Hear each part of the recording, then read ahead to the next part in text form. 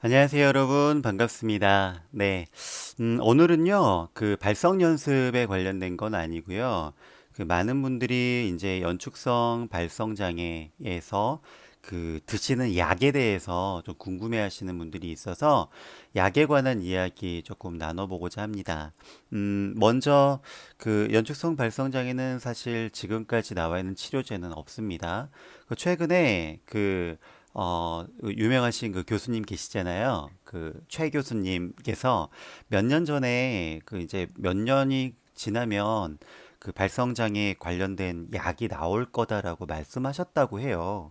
그래서 이제 많은 환우들이 좀 기대를 하고 있는데 아직까지는 개발이 되진 않은 것 같아요. 그리고 최근에 제가 봤던 그 뉴스에서는 그 파킨슨 병에 관련된 약이 어느 정도 조금 효과가 있는 것 같다라는 그런 기사를 본 적이 있어요. 명확하진 않습니다. 저도 그냥 그런 기사를 인터넷에서 본 적이 있는데 파킨슨병 자체가 그 약간 근육이 그 연축처럼 그렇게 약간 그렇게 불규칙하게 떨리거나 컨트롤이 안 되는 병이니까 아마 비슷한 거 아닌가라는 그런 생각이 좀 듭니다.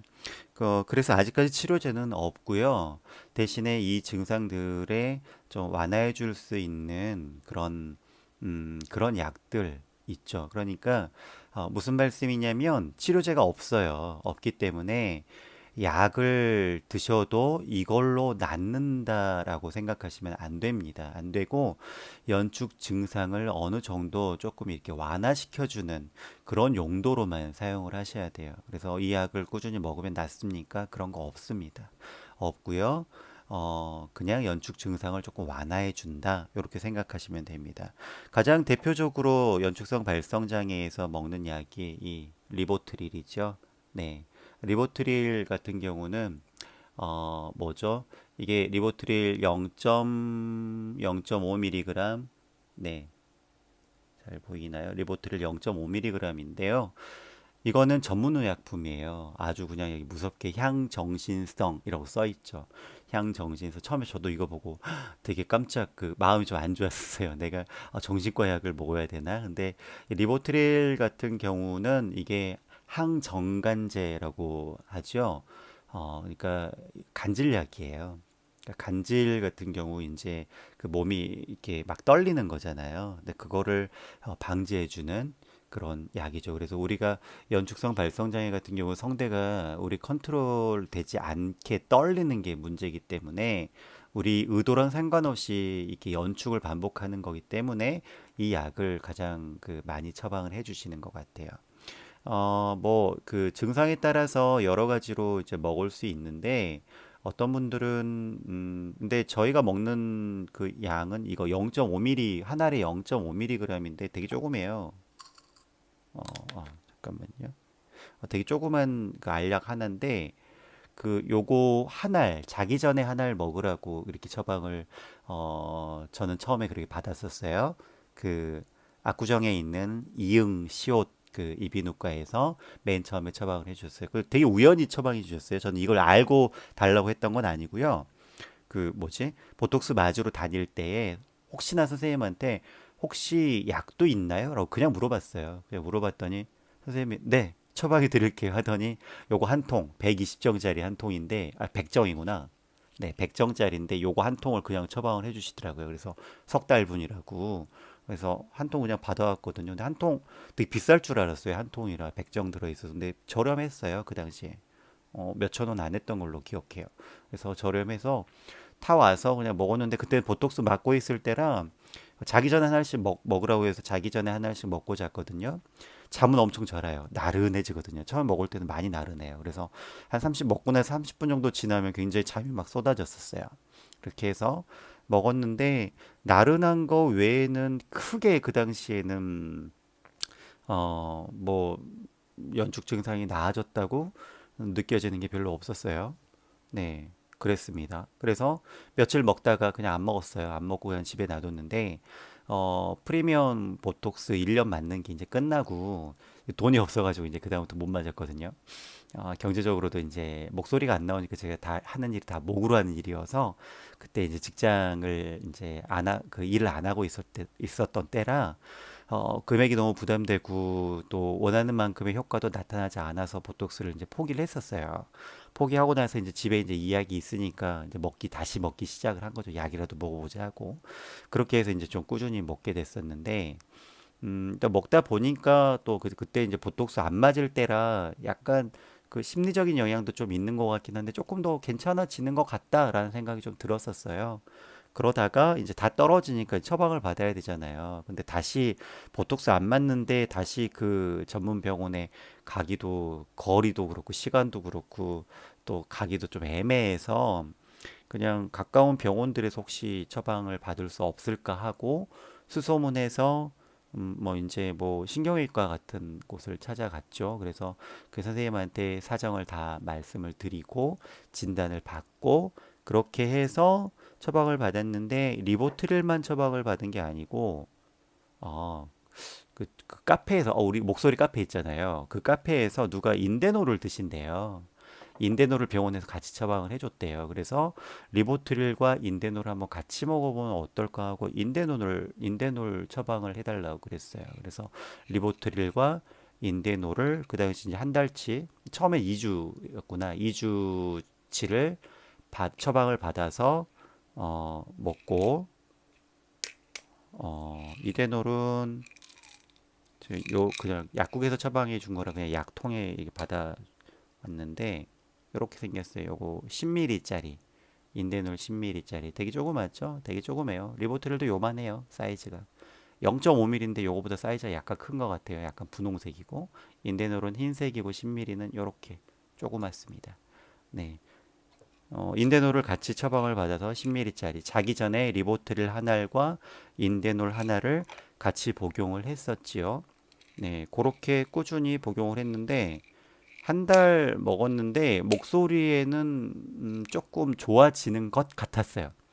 뭐 느낌상인지 진짜로 좋아지는 건지는 모르겠지만 약간 편안함을 느꼈어요. 그리고 초창기에 제가 이제 연축성 발성장애 앓으면서 약간 우울증 증세에서 같이 왔어요. 저는 몰랐는데 진단하시는 선생님이 약간 우울증 진단을 해주시더라고요. 그래서 직접적으로 우울증입니다 이렇게 얘기는 안 해주셨는데 약 처방약에 우울증 약이 반알인가 들어 있었어요. 몰랐어요. 몰랐는데 그냥 주시니까 그냥 리보트렐, 인데놀 그리고 그 약이었나? 세 가지였나?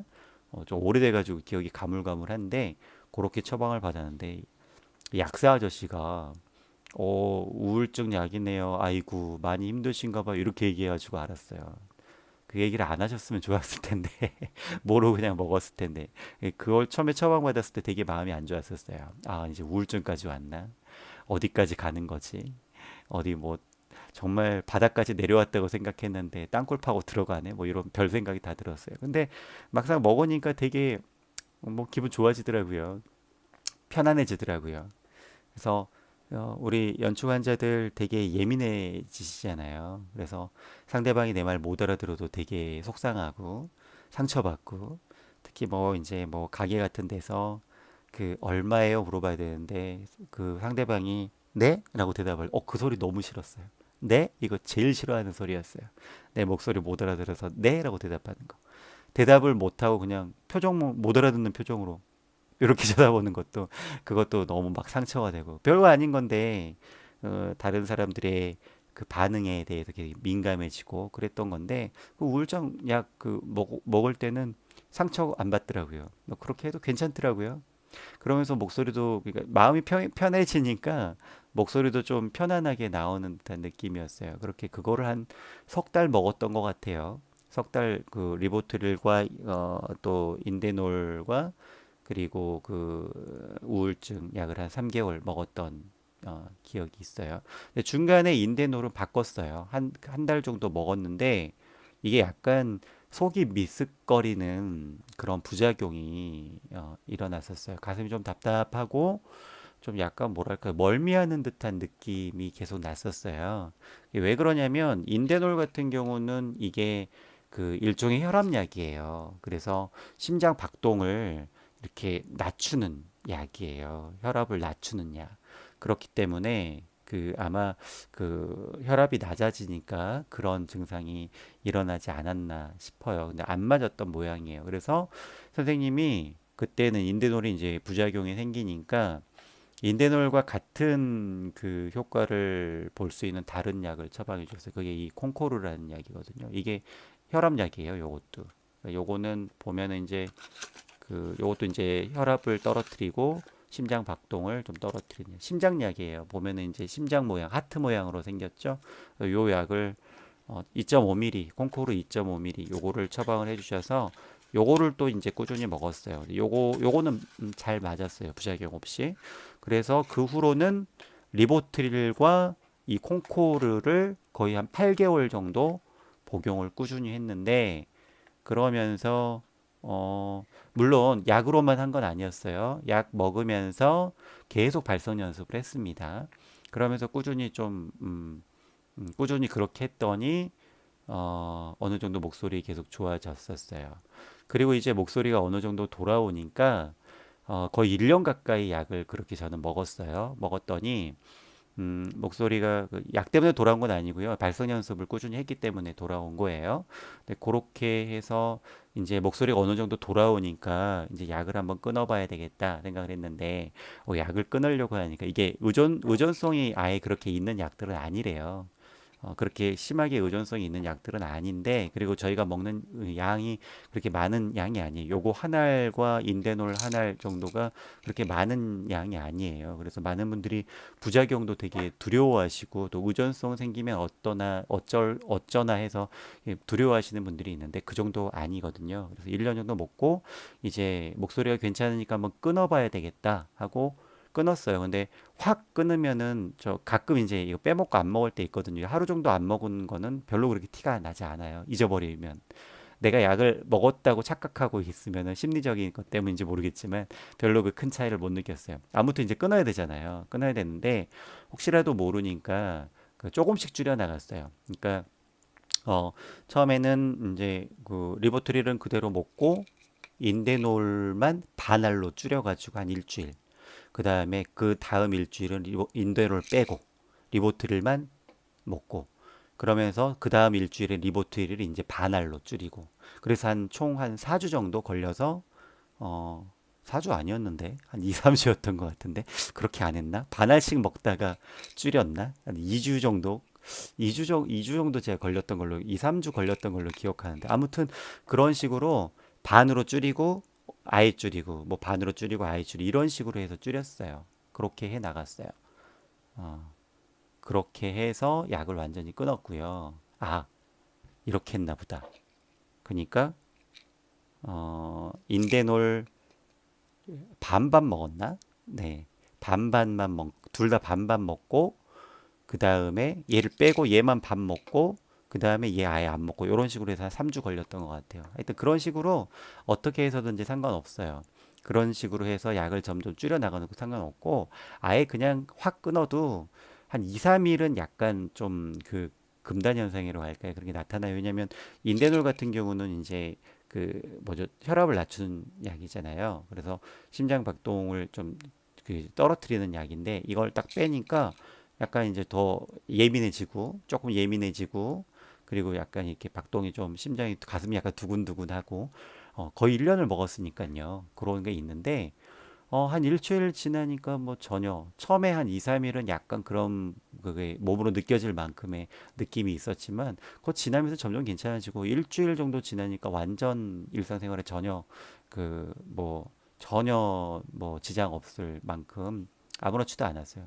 그리고 목소리도 처음에는 이제 심리적인 영향 때문에 약을 끊었다는 것 때문에 조금 안 나오나 약간 요런 게 있었는데 그동안에 해왔던 것들이 있어서 그런지 전혀 이제 의식 없이 그냥 쉽게 그렇게 끊었고 목소리도 그냥 계속 잘 나왔어요. 그래서 약을 그렇게 끊게 됐죠.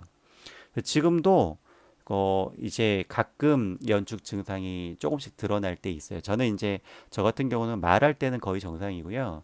이제 그 노래를 해야 되는 상황들이 있기 때문에 노래를 일주일에 한 번씩 이제 해야 되는데 그 노래할 때 약간 연축 증상들이 계속 나와요. 노래의 발음 특히 이제 저 같은 경우는 고음 같은 경우는 횡격막을 탁 올려서 공명 올려서 이렇게 내니까 상관없는데 저음에서 오히려 연축 증상이 좀 많이 나와요. 저음 같은 경우 공명을 높이에서 유지하는 것도 힘들고 그리고 우리 뭐 그 TV에서 이제 공기반 소리반이라고 하죠.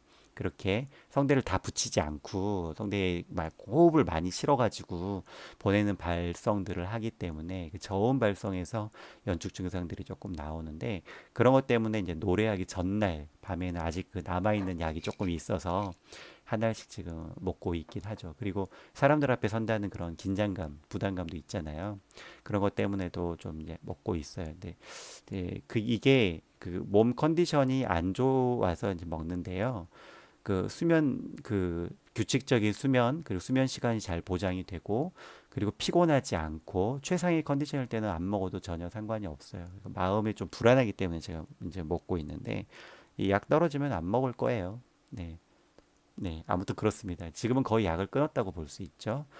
약에 대해서 그 굉장히 민감한 분도 가끔 있어요. 제가 아는 어떤 분도 이 리보트릴의 부작용이 생겨서 못 먹었다. 라는 분들도 있어요. 그러니까 반드시 이 약들은 다 전문 의약품이기 때문에 의사 선생님과 반드시 상의를 해서 드시면서 상태를 계속 체크를 하셔야 돼요. 그래서 계속 그걸로 의사 선생님과 함께 피드백을 주고받으시면서 그 맞는 적정 용량과 용법을 찾아가셔야 돼요. 또 어떤 분들 같은 경우는 뭐 자기 전에 리보트를 먹지 않고 반알씩 자기 전에 반알 그리고 아침에 반알 직장인들 말을 해야 되는 직장인들 같은 경우에 그렇게 먹으라고 하시는 분들도 있더라고요. 근데 그렇게 처방을 받으시면 또 그렇게 한번 드셔보셔요. 드셔보시고 피드백을 계속 주고받으시면서 그렇게 약을 먹으시면 될 겁니다. 처음에 말씀드렸지만 약 자체가 치료제가 아닙니다. 치료제가 아니고 보조제이기 때문에요. 약을 드시면서 이 약으로 치료될 거라고 생각하지 마시고 약을 드시면서 반드시 발성 연습을 계속 꾸준히 해 나가셔야 된다는 것. 그리고 약만큼 더 중요한 거는 규칙적인 생활인 것 같아요. 특히 수면이 굉장히 중요한 역할을 하는 것 같아요. 제 느낌에 이제 잠을 제가 이제 연주 걸렸던 그 원인들도 생각을 해보면 어, 과도한 스트레스, 그리고 과로, 그리고 수면 부족. 그 일이 이제 굉장히 좀 약간 불규칙했어요. 그래서 수면이 지금도 좀 그렇긴 한데 수면이 좀 불규칙해요. 새벽에 나갈 때 있고 아주 12시 넘어서 집에 들어올 때 있고 뭐 그렇게 되니까 수면이 좀 불규칙하고 수면이 모자라고 이런 것들이 계속 쌓이다가 피로한 것도 만성 피로 뭐 이렇게 되고 그리고 이제 정신적으로 큰 충격을 받는 일도 있었고 이런 것들이 다 복합적으로 작용을 해서 발성 장애로 탁 오게 되는 그런 케이스인 것 같아요. 아무튼 수면이 굉장히 중요합니다. 그래서 여러분들 되도록이면 수면 시간을 하루에 7시간에서 8시간은 반드시 주무셔 주시는 것 그리고 수면 시간을 또 일정하게 하세요. 반드시 오전이래. 오후 11시 경에는 반드시 주무신다는 거. 그래서 보통 우리가 뭐 아이들 성장 호르몬도 밤 10시에서 새벽 2시 사이에 나온다고 하잖아요. 잠잘 때 나오는 좋은 호르몬들이 그때 나온다고 하니까요. 되도록이면 늦어도 11시에는 주무셔 주시는 게 좋습니다. 그러니까 똑같이 8시간을 잤는데 새벽 2시부터 오전 10시까지 자는 거하고 밤 10시부터 6시까지 자는 거하고 달라요. 10시부터 6시까지 자는 게 훨씬 피곤도 덜하고 몸에도 더 좋습니다. 네. 그래서 수면이 굉장히 중요하다는 거 여러분 기억을 해주시면 좋겠어요. 그러니까 어쨌든 제가 느끼는 거는 이 연축성 발성 장애도 생활 습관을 바꿔야 되는 병인 것 같아요. 저희 어머니가 암 투병을 하셨었어요. 저희 어머니가 암에 걸리셔서 그 암 투병을 하셨었는데 지금 완치되셨어요. 벌써 한 15년 정도 흘렀거든요. 완치되셨는데 암에 걸리시니까요. 생활 습관을 아예 바꿔야 되더라고요. 그 화학약품 들어간 뭐 샴푸, 린스, 그다음에 세제 이런 거 다 없애고 세제도 이제 빨래는 해야 되니까 빨래 세제 같은 경우도 천연으로 된 거 그걸 다 바꾸고 그다음에 이제 뭐 샴푸도 쓰지 않고 린스 같은 것도 쓰지 않고 락스 같은 거 전혀 사용하지 않고 그리고 그릇도 플라스틱 그릇, 식기 다 없애고 다 유리나 아니면 이제 사기로 된 그런 그릇들로 다 바꾸고 그리고 먹는 것도 유기농 되도록이면 유기농 야채로 다 바꾸고 설탕 같은 것도 되도록 많이 먹지 않고 그리고 이제 조미료 같은 거 전혀 사용하지 않고 그런 식으로 생활 습관을 아예 바꾸더라고요. 그렇게 해서 완치까지 가시는 걸 봤어요. 치료하면서. 근데 저희 연축성 발성 장애도 제가 느낀 거는 생활 습관을 바꿔야 되는 병이에요. 네. 그 건강한 생활 습관을 만들려고 노력을 하고 꾸준히 매일매일 시간을 내서 발성 연습 꾸준히 하는 거 그거 하고 수면 시간을 되도록 지키려고 노력을 하고 네. 만약에 이것들을 다 하기가 힘들다 하면 우선순위를 정하세요. 우선순위를 정하셔서 내가 너무 바쁘고 그다음에 또 체력이 안 되기 때문에 하나씩만 해야 되겠다 하면 가장 먼저 우선순위 뭐겠어요? 발성 연습이 가장 그 첫 우선순위가 되겠지요. 발성 연습은 매일매일 죽어도 내가 한다. 이렇게 꾸준히 하시고 보조적으로 약도 드시고 이렇게 하시면 됩니다. 또 이제 뭐 영양제 많이 찾으시는 분들이 있죠. 음, 마그네슘 많이 드시는 분들이 있죠. 요거 그냥 뭐 선전하려고 하는 거 아니고요. 그냥 제가 이거 그냥 지금 안 먹고 있거든요. 지금 안 먹고 있는데 지금 요 리보트를 찾다가 뒤져보니까 이게 마그네슘 이게 있더라고요. 지금 한 알, 두 알 남았네요. 이거 먹어야 되겠네요. 근데 마그네슘 많이 드시잖아요. 마그네슘이 이제 근육 이완에 도움을 준다고 해요. 그래서 마그네슘 꾸준히 드시는 분들이 있는데 뭐 칼슘과 마그네슘과 뭐 비타민 D가 복합으로 돼 있는 제제도 있고 마그네슘하고 요약 같은 경우는 마그네슘, 비타민 D, 아연이라고 돼 있네요. 네, 요렇게 돼 여러 가지 있어요. 여러 가지 있고 뭐 고함량도 있고 뭐 저함량도 있고 뭐 여러 가지 있더라고요. 근데 이제 저희 이제 그 단톡방에 이제 약사님이 계시거든요. 우리 미경님이라고 약사님이 계시는데 미경님의 말씀에 의하면 마그네슘도 이게 중요한 게 똑같은 마그네슘이 아니래요. 그 마그네슘에 붙는 뭐 염기 그게 좀 다르다고 하더라고요. 그래서 미경님이 추천해 주신 마그네슘이 있는데 제가 지금은 기억이 안 나고요. 한번 찾아볼게요. 찾아봐서 저희 그 단톡방에나 한번 공유를 다시 한번 해드리도록 하겠습니다. 아무튼 그런데 그 여러분 이것도 뭐죠? 건강 보조식품이잖아요. 영양제예요. 그래서 이것들이 뭐 절대적인 게 절대 아니라는 거. 이거 먹어서 좋아진다. 이거 아닙니다. 그냥 도움을 조금 줄 뿐이지. 이거 먹었더니 목소리가 아주 좋아지는 것 같아요. 그냥 느낌일 뿐이에요. 네, 발성 연습 꾸준히 하셔야 되고요. 이런 것도 보조제로 복용을 하시는 건 도움이 됩니다. 건강에 도움이 되고. 그리고 뭐 요즘 또 여러 가지 것들 있더라고요. 뭐 면역에 좋아지는 것들 많이 먹어야 되고 하는데 오히려 영양제도 그 미경님 말씀에 의하면 영양제도 뭐라더라 부작용 있을 수 있대요. 그래서 그런 부분도 염두에 두시고 영양제를 너무 장기간 복용하는 것도 안 좋다고 합니다. 그러니까 종류를 좀 바꿔서 드셔보는 그렇게 말씀을 해주시더라고요. 종류를 바꿔서 먹든지 그런 식으로 하라고 아니면 좀 쉬었다가 먹든지 한다고 하더라고요.